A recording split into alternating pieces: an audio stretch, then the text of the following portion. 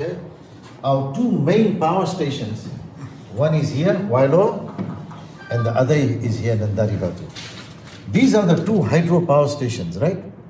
And how do they supply power? That's the transmission line going to the Vunda to supply this western area, right? And this is the one that comes to Suva, that supplies the central division. Okay? Now, if anything happens to these lines, your power supply is gone. Because your major sources are down. See, both these power sources will not be able to transmit power should there be a problem on this line or on this line. Okay? So what happened was that Friday afternoon when we first lost power, I'm saying prior to Cyclone Sarai really coming in, you know what I'm saying? Because when there was substantial rain and all. Because there was a landslide, in the hills which we detected today, as a result of that landslide, we lost that line. Okay? That means that line went out of operation. That means all this power that was going to the west went away. As a result, when all that power can't go to the west, then all that power started coming to Suva. Now, what happens then is this, the demand is less and the supply is more. Even then you have a power problem. Like the generators, if they're all running but the demand is not there, then also they become excited and say, what's happening? And they go out of operation. It's called overspeed or over frequency. I don't get too technical, but you understand. Same thing with the reverse side. If the demand is very high and the supply is too little, then that's obvious to understand. Right. Then you won't be able to meet the demand. And the generators will say, we are overloaded, we're getting out. Okay? So we had a problem on this line, just that first outage. Remember that happened. Now when that happened, obviously we tried to restore the power supply. You understand? Yes.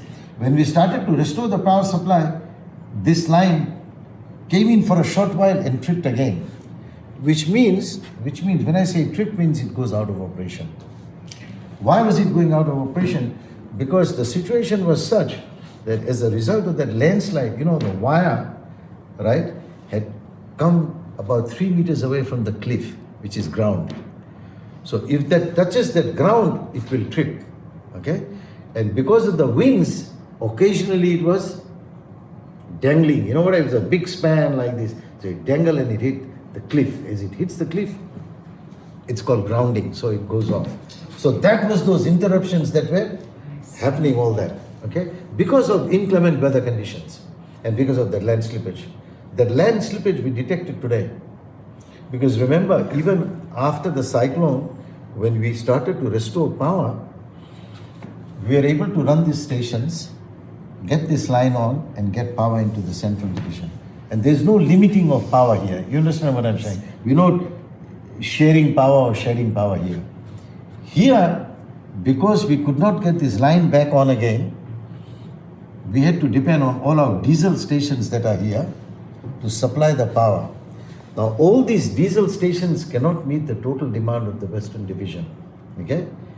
Now, of course, the load wasn't, or the demand wasn't there because we're still checking the power lines that takes the power to your homes. The local distribution lines, we call them.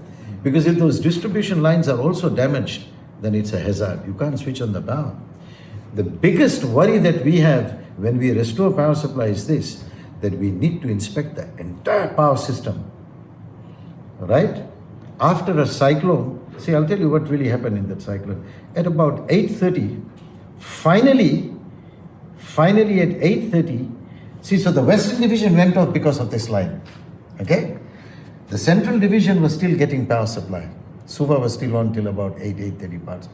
Then what happened was, our key power station, which is called, people sometimes say Monosabu or Wailoa, this power station, is next to a river. So after using water to generate electricity, then it pumps out that water into the river. Because the water has to go somewhere. Okay? And we call it the tail race. So if you go there, you can see it's like a big tunnel, and that's pumping out the water after generating electricity into the river. Now, because as the rain, the rain had started, by the late afternoon, the rain had started in the Western Division at least. So the water level in Wailoa River came up, and supposedly this is the tail race which is pumping out the water. This level came up. It came up to here. How could we pump out water when the water started entering from the river? I see. Now when the water got to the tail race and it was going to come in, then we had to switch off the power station. That was the second. That was at Friday night. Makes sense. That's at about 8:20, 8:30. Yes. So they called me and said that the water level in Wailoa River has come to the tail race, and now that's a hazardous situation. You know what it means? It means if you generate, then you're trying to pump out water at the same time the water is coming in. You can't have it. Yeah. So I had no option but to say, all right, close the power station. Now this is what happens. So we closed the power station and then we went through the entire cyclone, right? For the whole of Friday night, literally, till early morning, right? Now when you get up early morning, what generally people think is this. You have switched it off. I'm going to switch it on. It doesn't work like that. You know why? Because you don't know what cyclone has done to your infrastructure. Do you know? Not exactly. No, you don't know. Do you know which power line is broken, where it's dangling in the air? Do you know? Supposedly I switched on all the lines. If there is a fault, the line will trip. Means trip in our language is going out of operation. Okay. But supposedly if I switch on certain power lines and there's a power line which is dangling in the air, it's my phone, I'm going to put it on. Or is it yours? Oh, it's fine.